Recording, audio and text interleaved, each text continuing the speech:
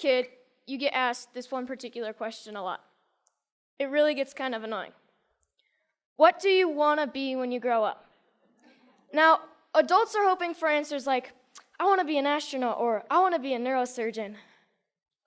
You adults and your imaginations. Kids, they're most likely to answer with pro skateboarder, surfer, or Minecraft player. I asked my little brother and he said, seriously, dude, I'm 10. I have no idea. Probably a pro skier. Let's go get some ice cream. See, us kids are going to answer with something we're stoked on, what we think is cool, what we have experience with. And that's typically the opposite of what adults want to hear. But if you ask a little kid, sometimes you'll get the best answer. Something so simple, so obvious, and really profound. When I grow up, I want to be happy. For me, when I grow up, I want to continue to be happy, like I am now.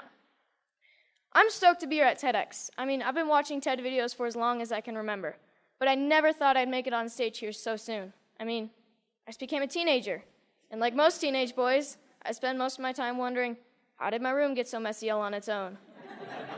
Did I take a shower today? And the most perplexing of all, how do I get girls to like me? Neuroscientists say that the teenage brain's pretty weird. Our prefrontal cortex is underdeveloped, but we actually have more neurons than adults, which is why we can be so creative and impulsive and moody and get bummed out. But what bums me out is to know that a lot of kids today are just wishing to be happy, to be healthy, to be safe, not bullied, and be loved for who they are. So it seems to me when adults say, what do you want to be when you grow up? They just assume that you'll automatically be happy and healthy. But maybe that's not the case. Go to school, go to college, get a job, get married, boom. Then you'll be happy, right? We don't seem to make learning how to be happy and healthy a priority in our schools. It's separate from schools. And for some kids, it doesn't exist at all. But what if we didn't make it separate? What if we based education on the study and practice of being happy and healthy? Because that's what it is, a practice, and a simple practice at that. Education is important, but why is being happy and healthy not considered education? I just don't get it. So I've been studying the science of being happy and healthy. It really comes down to practicing these 8 things: exercise, diet, nutrition, time in nature, contribution, service to others, relationships, recreation, relaxation and stress management, and religious or spiritual involvement. Yes, got that one. So these 8 things come from Dr. Roger Walsh. He calls them therapeutic lifestyle changes, or TLCs for short. He's a scientist that studies how to be happy and healthy. In researching this talk, I got a chance to ask him a few questions like, do you think that our schools today are making these 8 TLCs a priority? His response was no surprise. It was essentially no. But he did say that many people do try to get this kind of education outside of the traditional arena, through reading and practices such as meditation or yoga. But what I thought was his best response was that much of education is oriented, for better or worse, towards making a living rather than making a life. In 2006, Sir Ken Robinson gave the most popular TED Talk of all time, Schools Kill Creativity. His message is that creativity is as important as literacy, and we should treat it with the same status. A lot of parents watch those videos. Some of those parents, like mine, counted it as one of the reasons they felt confident to pull their kids from traditional school, to try something different. I realize I'm part of this small but growing revolution of kids who are going about their education differently. And you know what? It freaks a lot of people out.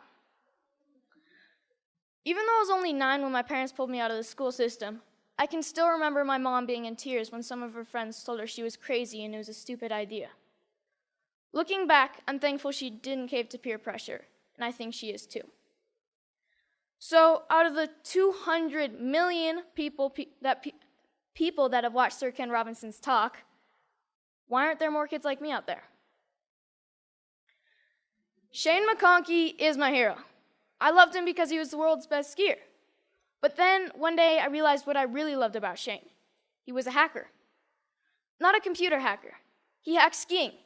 His creativity and inventions made skiing what it is today, and why I love to ski. A lot of people think of hackers as geeky computer nerds who live in their parents' basement and spread computer viruses. But I don't see it that way. Hackers are innovators. Hackers are people who challenge and change the systems to make them work differently, to make them work better. It's just how they think. It's a mindset. I'm growing up in a world that needs more people with the hacker mindset, and not just for technology. Everything is up for being hacked, even skiing, even education. So whether it's Steve Jobs, Mark Zuckerberg, or Shane McConkey, having the hacker mindset can change the world. Healthy, happy, creativity, and the hacker mindset are all a large part of my education. I call it HackSchooling. I don't use any one particular curriculum, and I'm not dedicated to any one particular approach. I hack my education. I take advantage of opportunities in my community and through a network of my friends and family. I take advantage of opportunities to experience what I'm learning, and I'm not afraid to look for shortcuts or hacks to get a better, faster result. It's like a remix or a mashup of learning.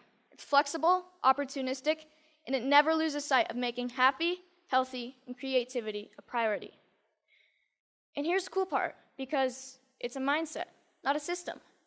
HackSchooling can be used by anyone, even traditional schools. So what does my school look like? Well, it looks like Starbucks a lot of the time. But like most kids, I study a lot of math, science, history, and writing. I didn't used to like to write because my teachers made me write about butterflies and rainbows, and I wanted to write about skiing. It was a relief when my good friend's mom started the Squaw Valley Kids Institute, where I got to write through my experiences and my interests, while connecting with great speakers from around the nation, and that sparked my love of writing. I realized that once you're motivated to learn something, you can get a lot done in a short amount of time, and on your own. Starbucks is pretty great for that. Hacking physics was fun. We learned all about Newton and Galileo, and we experienced some basic physics concepts like kinetic energy through experimenting and making mistakes. My favorite was the giant Newton's cradle that we made out of bowling balls, I think. No, bocce balls.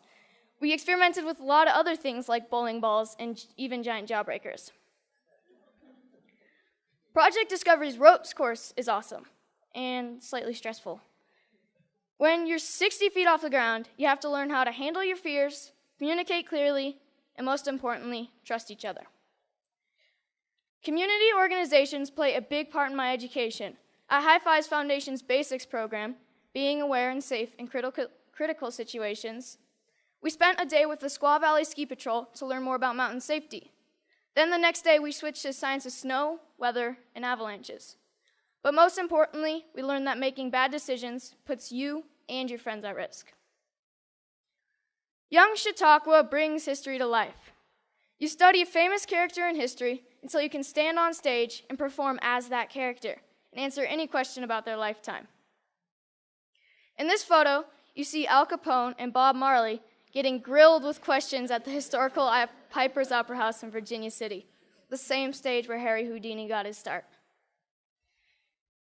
Time in nature is really important to me. It's calm, quiet, and I get to just log out of reality. I spend 1 day a week outside all day. At my Foxwalker classes, our goal is to be able to survive in the wilderness with just a knife. We learn to listen to nature. We learn to sense our surroundings. And I've gained a spiritual connection to nature that I never knew existed.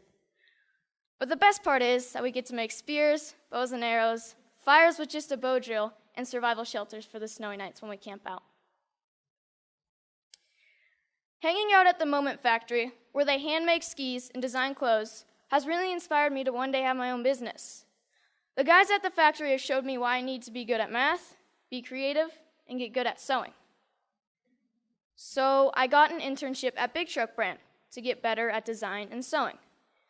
Between fetching lunch, scrubbing toilets, and breaking their vacuum cleaner, I'm getting to contribute to clothing design, customizing hats, and selling them.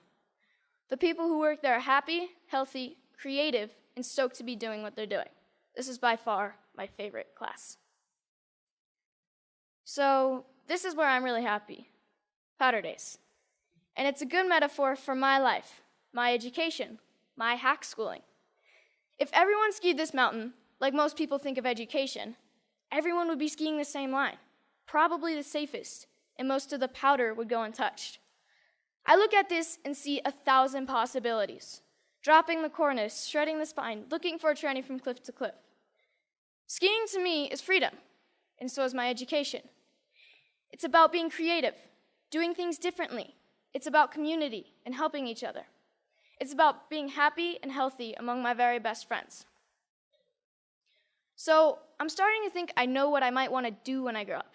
But if you ask me, what do I want to be when I grow up? I'll always know that I want to be happy. Thank you.